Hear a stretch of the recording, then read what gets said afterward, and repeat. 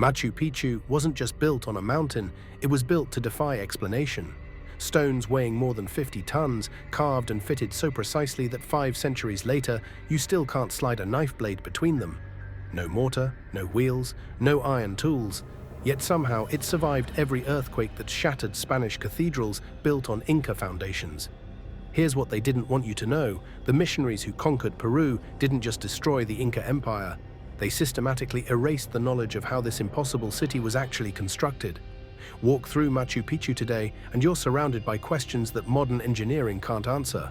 How did Bronze Age builders transport granite blocks weighing 50 to 60 tons up a mountain with no roads?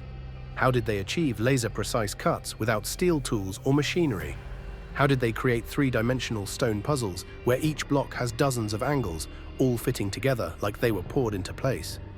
Archaeologists will tell you the Inca used bronze chisels, stone hammers, and endless patience. But here's the problem with that explanation. Modern engineers have tried to replicate Inca stonework using the same methods. They failed. Even with diamond-tipped power tools and computer modeling, they can't match the precision the Inca supposedly achieved by hand. The stones themselves seem to mock our understanding. At Machu Picchu's foundation, you'll find polygonal masonry so complex that individual blocks have 12, 15, sometimes 20 interlocking angles. These aren't simple rectangular bricks stacked in rows. These are geometric impossibilities carved from some of the hardest stone on Earth, fitted together with tolerances measured in fractions of millimeters. The official explanation claims the Inca shaped each stone by trial and error, grinding them against each other until they fit perfectly. Blocks weighing multiple tons, moved and shaped through endless attempts, positioned on steep mountain terrain with no modern lifting equipment. The timeline alone makes it impossible, and yet they didn't just build it, they built it to last forever. Machu Picchu sits on 2 fault lines in one of the most seismically active regions on the planet. When earthquakes hit Spanish buildings constructed using European techniques, the walls crumbled. The Inca stones beneath them didn't move. Modern seismologists discovered why. Inca masonry incorporates ashlar construction, where stones shift and resettle during tremors without collapsing. The blocks literally dance during earthquakes, then fall back into place. Spain didn't develop this engineering principle until the 20th century. The Inca were using it in the 1500s.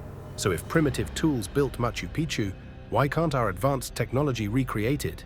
Here's where the story gets dangerous. Spanish chronicles from the conquest period mention something the Catholic Church desperately wanted forgotten. Inca priests, they wrote, possessed mysteries of stone and star that allowed them to build the impossible. These weren't described as myths by the conquistadors. They were described as witnessed events, recorded by men who watched Inca builders perform rituals before shaping stones that shouldn't have been movable. But within a generation, those chronicles were buried in Vatican archives. The priests who knew the techniques were executed. The records that explained the methods were burned. This wasn't about converting pagans to Christianity. This was about erasing proof that an ancient civilization had mastered engineering principles that contradicted everything the church taught about human capability. Because if the Inca could build paradise on a mountaintop using knowledge passed down from something older, then Genesis wasn't the start of human achievement. Someone had already built heaven on earth, and they didn't need God's permission to do it.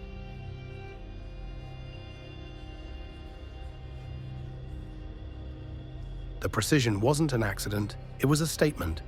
Stand in front of the Temple of the Sun at Machu Picchu, and you're looking at polygonal masonry that shouldn't exist. Stones with 12 different sides, each one carved to interlock with its neighbors at angles that change across every surface. No 2 stones are the same shape, no 2 joints follow the same pattern, yet they fit together so perfectly that after 600 years of rain, earthquakes, and time itself, the walls stand tighter than the day they were finished. Modern stonemasons call it impossible. For the Incas, it was everyday life. Here's what makes it truly unexplainable. The Inca didn't have iron tools. They worked with bronze and stone, materials softer than the granite they were carving.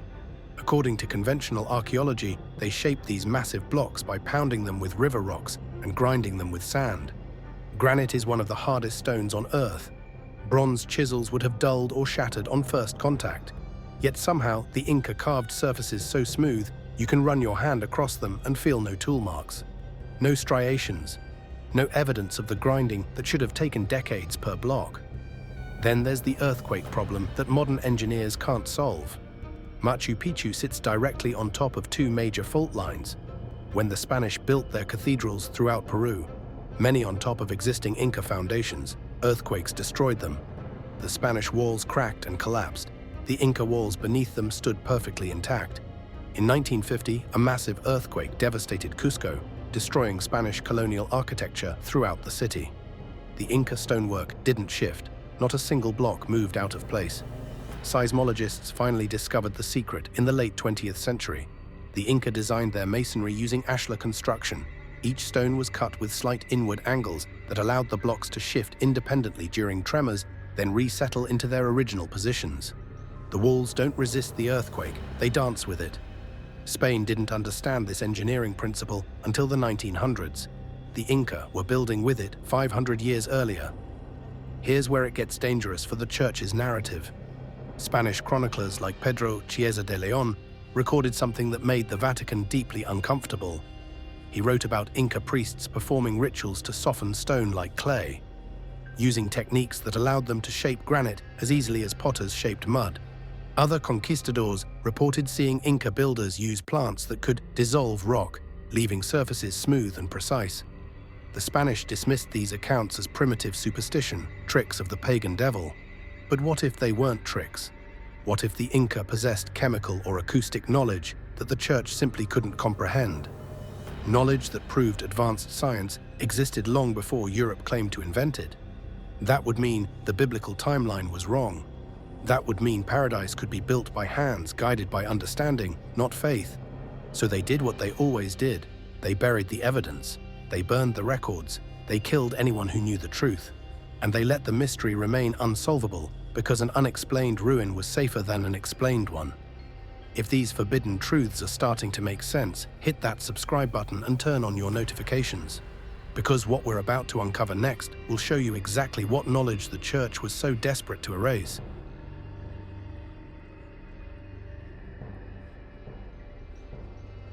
The Inca didn't write books. They wrote in knots.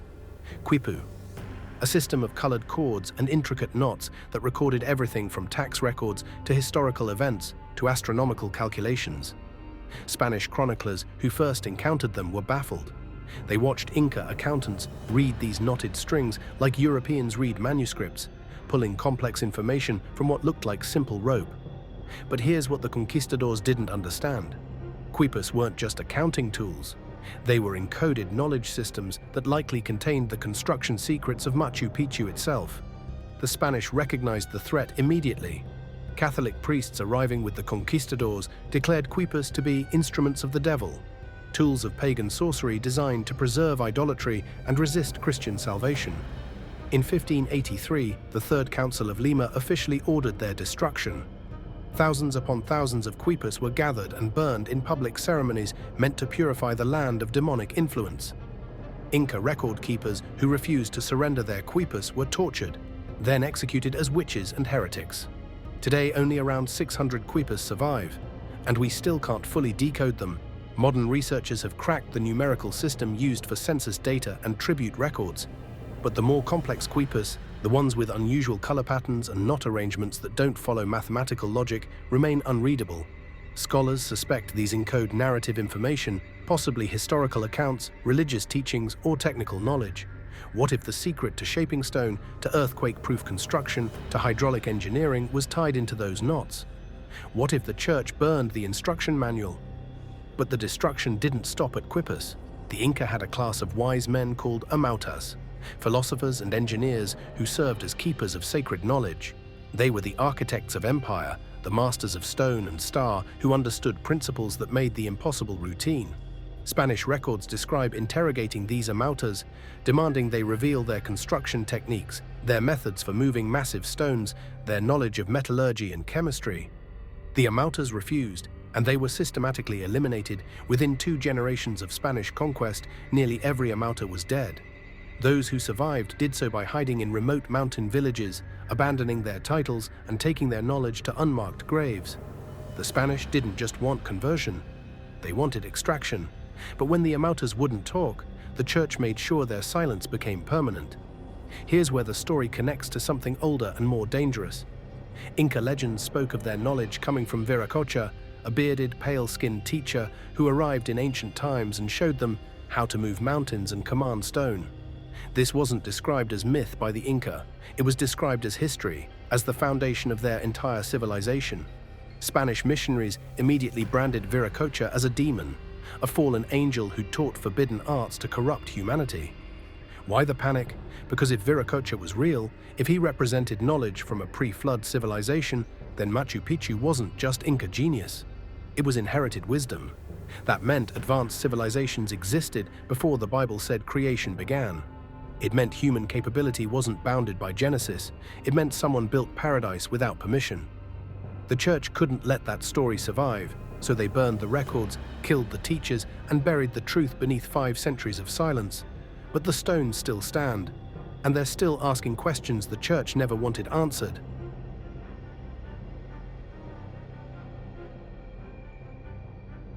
What if the Inca didn't move stones with force? What if they moved them with sound? It sounds impossible, but modern researchers visiting Machu Picchu have discovered something the Spanish never noticed. Certain stones ring when struck, not the dull thud you'd expect from granite, but clear, resonant tones like bells carved from rock. This wasn't accidental. Analysis shows these stones were deliberately selected and positioned for their acoustic properties. The Temple of the Sun, the Intihuatana stone, entire sections of the city demonstrate intentional sonic engineering. But why would builders care about sound unless sound was part of the construction process itself? Multiple Spanish chroniclers recorded something they couldn't explain. Garcilaso de la Vega, writing in the early 1600s, described witnessing Inca priests singing to stones during construction projects. He watched them perform rituals involving specific chants and rhythms before workers would move massive blocks that shouldn't have been movable. Other conquistadors reported similar observations, priests standing before giant stones, chanting in patterns that seemed to make the rocks lighter or softer. The Spanish dismissed this as primitive superstition, religious theater meant to inspire workers. But what if it wasn't theater? What if it was technology? Here's where it gets interesting. This pattern appears worldwide. Ancient Egyptian texts mention priests using the voice to move blocks during pyramid construction. Tibetan monks have legends of lifting heavy stones to mountain monasteries using drums and trumpets arranged in specific geometric formations. Easter Island oral traditions speak of using mana, a vibrational force, to walk the moai statues into position. Across every ancient megalithic culture, the same story appears: sound moved stone. But modern archaeology dismisses all of it as coincidence, as myth, as the primitive mind trying to explain engineering it didn't understand. Except modern science suggests they might have understood something we forgot.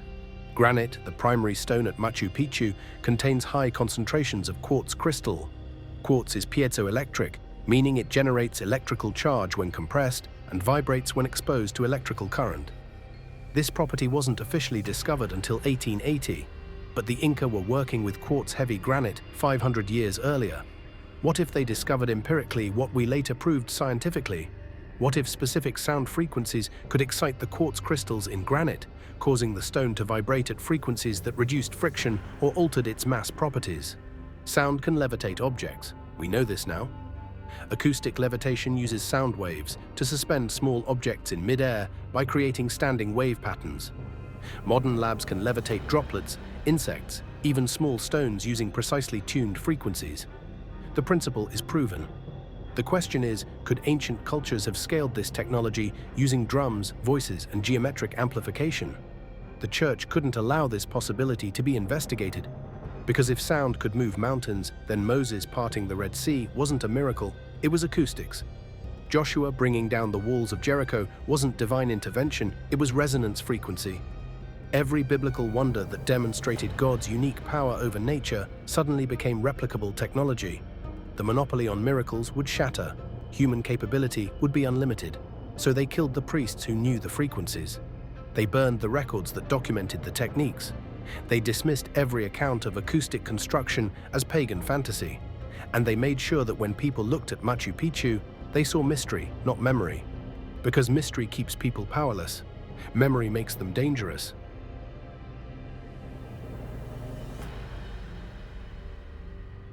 The knowledge didn't die with the Amautas. It went underground. When the Spanish conquest crushed the Inca Empire, not every priest surrendered. Not every keeper of sacred knowledge accepted execution or conversion. Some fled into the high Andes, into remote valleys and hidden caves where Spanish soldiers wouldn't follow. There they established secret schools to preserve what the church was systematically destroying. These weren't just resistance groups hiding from persecution. They were underground universities, teaching the old ways to chosen students who swore blood oaths never to reveal what they learned. The Brotherhood of the Sun, they called themselves in whispered legends. Descendants of the original Amautas, maintaining an unbroken chain of initiation stretching back before the conquest, before Machu Picchu, before the Inca Empire itself. According to Andean oral tradition, these hidden masters still exist today, living in communities outsiders will never find, practicing techniques the modern world believes are lost forever. They can still read the complex quipas. They still know the chants that resonate with stone, dismissed as folklore, of course, romantic fantasy invented by indigenous populations clinging to vanished glory. But here's what makes the stories persistent: modern encounters that can't be easily explained. Researchers working at Machu Picchu have reported meeting local guides who demonstrate impossible knowledge of the site, showing them hidden chambers and passages that aren't on any map. When asked how they know these spaces exist, the guides simply smile and say their grandfathers taught them. When pressed further, they go silent. In the 1950s, French archaeologist Marcel Homet claimed he was approached by Quechua villagers who offered to show him the real secrets of the stones. They demonstrated what he described as a paste made from local plants that, when applied to rock and combined with specific sound frequencies, made granite soft enough to mold by hand. Homet wrote detailed accounts of watching stones shaped like clay. The academic community destroyed his reputation. They called him a fraud. His career ended, but he never recanted his story. Similar accounts appear regularly. Andean shamans who claim they still practice the old sciences. Locals who insist their communities possess knowledge their ancestors hid from the Spanish. Reports of rituals performed at Machu Picchu during astronomical alignments that tourists never witness. All dismissed, all labeled as superstition. But what if these aren't myths? What if the Brotherhood represents exactly what it claims? The unbroken preservation of pre-conquest knowledge passed down through 5 centuries of secrecy. Secret societies in Europe became obsessed with Inca stonework in the 19th century. Freemasons and Theosophists saw parallels between Inca construction and Egyptian megalithic work. They believed all these cultures shared a common source, a lost builder civilization that seeded advanced knowledge across the ancient world before some cataclysm erased it. The pattern appears again, knowledge surviving through symbols, through geometry, through secret brotherhoods that preserve what empires try to destroy. Just like Atlantis, just like the mystery schools of Egypt, the same story told across continents and millennia. This is why the church fought so viciously to erase Inca memory, not because their gods were false, but because their knowledge was real. Real enough to prove that paradise could be built by human hands, guided by understanding passed down from something older than scripture. Real enough to demonstrate that divinity doesn't require churches, that miracles don't require priests, and maybe, just maybe, there are still people in those mountains who remember.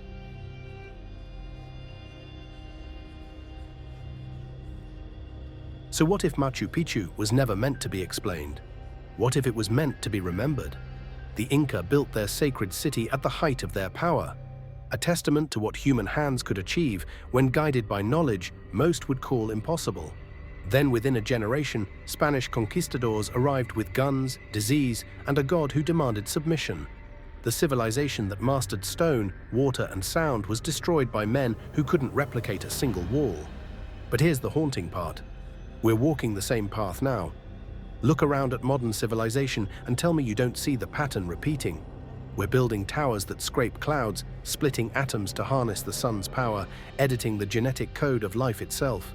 We're reaching for capabilities once reserved for gods, pushing boundaries that previous generations called blasphemy.